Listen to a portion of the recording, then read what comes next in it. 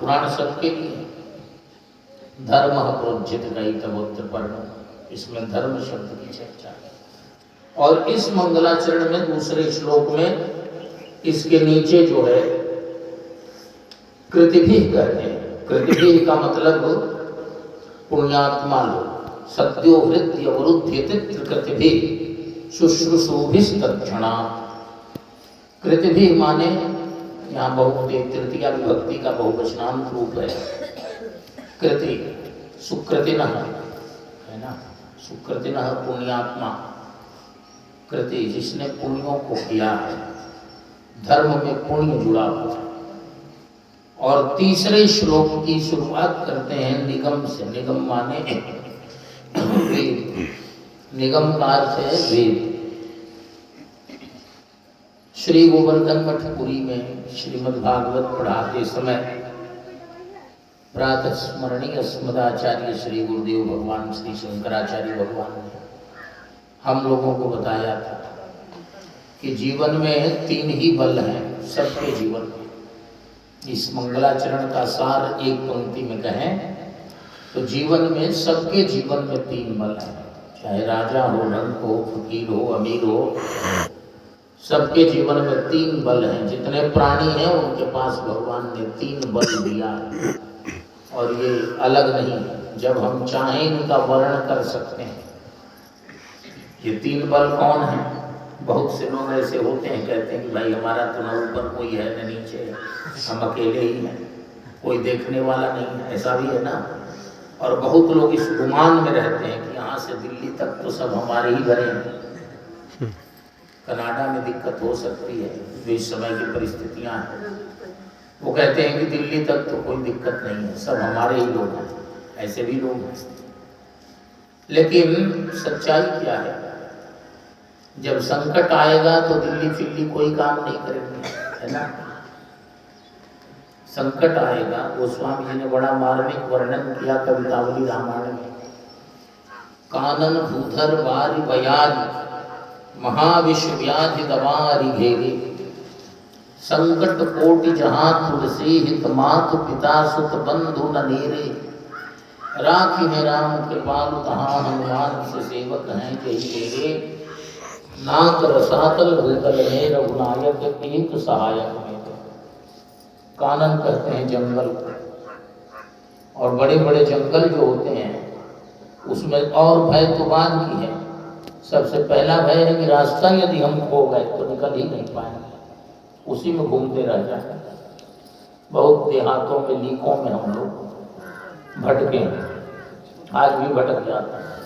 यदि लोकल व्यक्ति ना हो और लीकों में चलना, खेतों में लीक बनी हुई, तो कब कौन सी लीक से किस लीक में गड़बड़ चले गए और उसी में घूमते घूमते दिन और रात बीत जाते हैं, निकलना मुश्किल हो जाता है। यदि कोई जंगल में फंस जाए, हिंसक जीव जंतुओं ने उसे घेर लिया, वहाँ माता पिता भाई बंधु कोई नहीं, कोई चाह कर पहुँच भी नहीं सकते। ऐसे ही भूधर माने पर्वत, कानन माने जंगल, भूधर माने पर्वत, और वार माने जल। कोई बाढ़ में डूब जाए, नदी में डूब जाए, समुद्र में गिर जाए इत्यादि कल्पना करने से ही सिहर जाता है। और वार बयार, बयार कहते हैं आंधी तूफान, ये सब है ना। आंधी बयार बोलते हैं हमारे यहाँ भोजपुरी में। जोड़े शब्द हैं, जुड़वे शब्द। उसी में हम लोग पानी वानी बोलते हैं। ये पानी आनी कह रहे थे, ये अपना ये उधर के है ना, ये अपना अपने ढंग से पानी आनी कह रहे थे। तो अलग अलग माने जो दो मिलाकर बोलने वाले होते ही हैं। तो बार बयान और महाविश्व, भयंकर विश्व। अभी ये कोविड आई थी, पता नहीं किसको क्या हुआ नहीं हुआ, जो भी हो, सच्चाई जो हो, लेकिन काफ़ी लोग मर ही गए। तो ये महाविश्व व्याधि बीमारियाँ। और दवा माने दवानल। दावानल में अग्निकांड में हम फंस गए, गिर गए।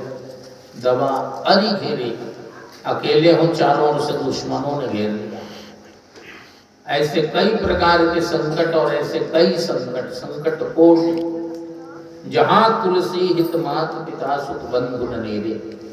जहाँ माता पिता भाई बंधु कोई काम आने वाले नहीं, चाह कर भी कोई रक्षा नहीं कर सकते। बड़ी बीमारी हो जाए तो माता पिता बचा पाएंगे, डॉक्टर के पास जाना पड़ता है। 1 महीना रख कर वो और गड़बड़ कर देगा, तब कहेगा कि पटना ले जाए। पटना 1.5 महीना रख कर गड़बड़ करेगा तो कहेगा दिल्ली ले जाइए।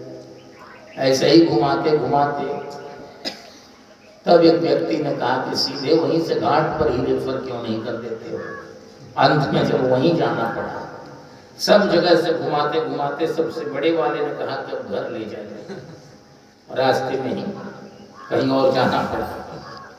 तो मरने के पहले उस व्यक्ति ने कहा कि वहीं से सीधे घाट पर ही रेफर करा लेना चाहिए। इधर उधर भटकने का कभी कभी ऐसा भी हो जाता है। डॉक्टर जो हैं बड़े अच्छे लोग होते हैं, लेकिन कभी कभी इस प्रकार की बातें जब होती हैं तो हमारे यहाँ एक संस्कृत में एक विनोद है, वैद्यराज नमस्तुभ्यं यमराज सहोदरा।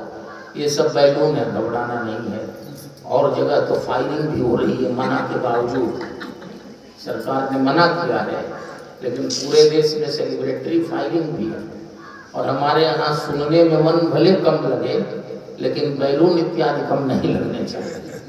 ये भी सब बच्चों की हो गई है टेंडेंसी। तो ऐसे में वैद्यराज नमस्तुभ्यं यमराज सहोदर, वैद्यराज बड़े डॉक्टर बड़े अस्पताल में क्या हैं तो यमराज के सहोदर भाई हैं। सहोदर भाई क्या करता है, अपने भाई से कुछ ज्यादा ही कर्तव्य दिखाता है। यमस्तु हरति प्राणान वैद्यः प्राणान धनानि च। यमराज केवल प्राण लेकर छोड़ देते हैं, लेकिन ये सब प्राण और धन दोनों का हरण करते हैं, है ना। करेंगे नहीं, करा देंगे। इतना रेफर करेंगे यहाँ से वहाँ देश भर में घुमा कर कि आदमी त्राहि त्राहि कर देगा। यमस्तु हरति प्राणान वैद्यः प्राणान धनानि च। प्राण और धन दोनों का हरण। तो मतलब क्या हुआ, व्याधि छोटी बात है। सिर में दर्द हो, माता पिता सब हाय हाय कर सकते हैं, लेकिन उस दर्द को दूर नहीं कर सकते। तो संकट कोटि, डॉक्टर लोग क्षमा करेंगे, ये तो केवल एक विनोद की बात थी। बाकी जो लोग कर रहे हैं वो तो विनोद ही कर रहे हैं रोगियों के साथ, है ना। संकट कोटि जहाँ तुलसी, उनका भी दोष नहीं है। 4-4 करोड़ में पढ़ाई पूरी हो रही है, तो कम से कम साल में 40 करोड़ 50 करोड़ ना कमाएं, और उतना कमाने में कितने लोगों को यहाँ से भेजे ना, तो कैसे काम होगा। तो यही है, पढ़ाई ही वैसी हो गई। भारतीय आयुर्वेद जब खत्म हुआ, नहीं तो गांव गांव में हम लोगों को याद है कि एक वैद्य जो है चेहरा देखकर बता देते थे कि क्या बीमारी। उसके बाद नाड़ी यदि पकड़ लिया तो फिर कुछ कहना ही नहीं। अब यहाँ तो आंख वाले अलग, कान वाले अलग, गला वाले अलग, यहीं पर 3 हो गए, है ना। तो ये और कहानी बढ़ जाएगी, इसलिए आप सब लोग जानते ही। तो यमस्तु हरति प्राणान। अब उसमें महाविश्व व्याधि दवारी घेरे, दावानल में फंस जाए, व्याधि रोग में फंस जाए और शत्रु घेर लें, वहां कोई काम नहीं आएगा। तो राखी है राम कृपालु कहाँ, हनुमान से सेवक हैं जो घेरे, वहां भगवान ही रक्षा करेंगे। कवितावली रामायण में राम जी के लिए लिखा कि कृपालु भगवान श्री राम ही रक्षा करेंगे। क्यों करेंगे? हनुमान जी जैसे जिनके पास सेवक, हनुमान जी जैसे सेवक हैं तो उनका नाम लेते ही सारे संकट दूर हो जाते हैं। और नाक रसातल भूतल में रघुनायक एक सहायक में, नाक कहते हैं स्वर्ग को, रसातल कहते हैं पृथ्वी से नीचे के लोग को, और भूतल तो भूतल है ही है जहाँ हम लोग हैं। नाक रसातल भूतल में रघुनायक एक सहायक मेरे, एक वही सहायता कर सकते हैं।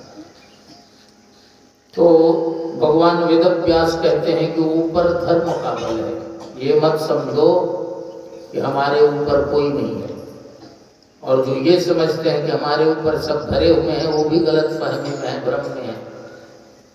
ऐसा मत समझो कि हमारे ऊपर कोई नहीं है, और ऐसा भी मत समझो कि हमारे ऊपर सब भरे हुए कोई काम नहीं आएंगे। अपने पास हमारे यहाँ भी दम बनाइए, सबका अनुभव है। हर व्यक्ति एक दूसरे से परिचय करता है अपने लाभ में, इससे हमारा कुछ काम बनेगा, है ना। तो अब दिक्कत है कि जो हमारी मनोभावना है वही सामने वाले की भी है। वो हमसे परिचय इसलिए किया है कि शायद हम उसके काम आ जाएं, और हम मुझसे कर रहे हैं कि वो हमारे काम आ जाए, और ऐसे ही मैं दोनों के काम नहीं आ रहे, ये भी होता है। तो इसलिए सबसे बड़ा बल कौन है? तो ऊपर सभी प्राणियों के ऊपर ब्रह्म का बल है। ब्रह्म माने भगवान का। भागवत का ये पहला श्लोक। सबसे ऊपर सबका, सभी प्राणियों का, परमात्मा सबका है, वह सबका है और सब उसके हैं। सब मम प्रिय सब मम उपजाए, ममैवांशो जीवलोके जीवभूतः सनातन, गीता का 15वां अध्याय। तो वो सबका है और सबके लिए ऊपर बैठा है। तो सभी प्राणी मन में यह भावना रखें कि वह परमात्मा हमारा है, ऊपर उसका बल है। जब उसके आश्रित हम हो जाएंगे, उस पर निर्भर हो जाएंगे, तो यहाँ की कोई आपत्ति विपत्ति हमको परेशान नहीं कर सकती। तो गुरुदेव ने हम लोगों को बताया था कि ऊपर ब्रह्म का बल और नीचे धर्म का बल। पृथ्वी पर एक ही बल है, गोली बंदूक धन दौलत कोई काम नहीं आएगा। किसका बल काम आएगा? धर्म का बल काम आएगा। जिसका उन्नयन हो रहा है, जिसकी उन्नति हो रही है, उसके पीछे धर्म है। अधर्म के कारण और अपराध के कारण, अपराधी मनोवृत्ति के कारण कोई बढ़ता नहीं है। जो भी आज बढ़े हुए दिखाई दे रहे हैं वे धर्म के कारण। तो पृथ्वी पर धर्म का बल और ऊपर आकाश में ब्रह्म का बल, और दोनों को साधने के लिए, समझने के लिए व्यवहार में शास्त्र का बल होना चाहिए। इसलिए तीसरा श्लोक निगम माने वेद से शुरू है। गुरु, ग्रंथ और गोविंद, तीन की कृपा हो जाए तो जीवन में अद्भुत चमत्कार आ जाते हैं। ग्रंथ हो और गुरु न मिले तो ग्रंथ का बोध नहीं होगा, और गुरु और ग्रंथ दोनों मिल जाएंगे तो गोविंद की कृपा अपने आप हो जाएगी, गोविंद मिल ही जाएंगे।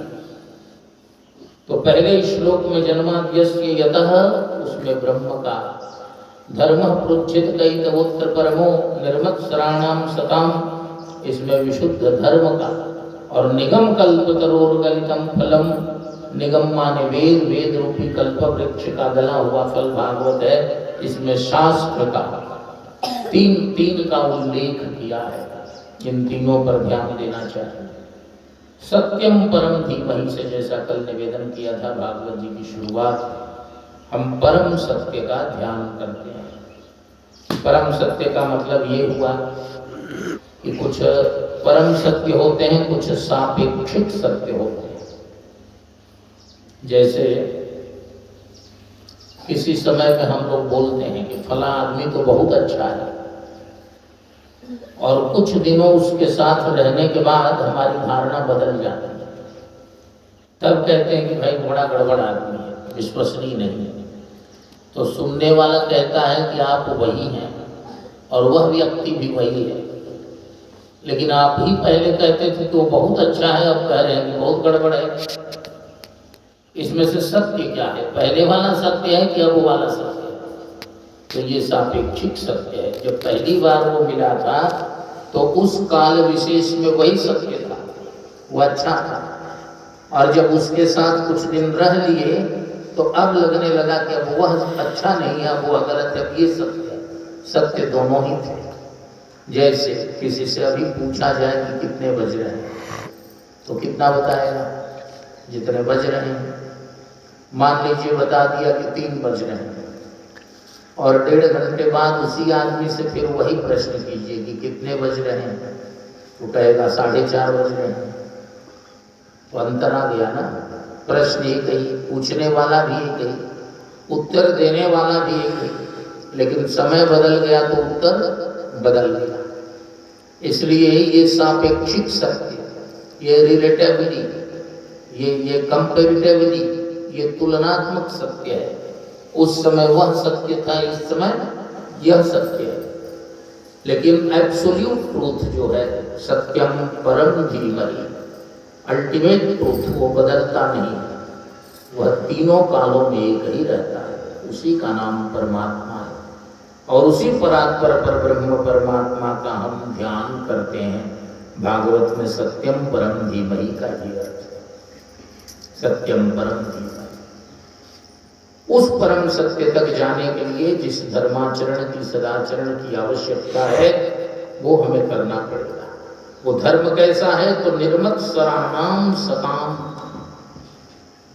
निर्मत्सर कहते हैं, मत्सर माने मात्सर्य, मत्सर कहते हैं ईर्ष्या की भावना। मत शब्द का अर्थ है मुझसे, मत्तः, और सर माने अग्रेसरति।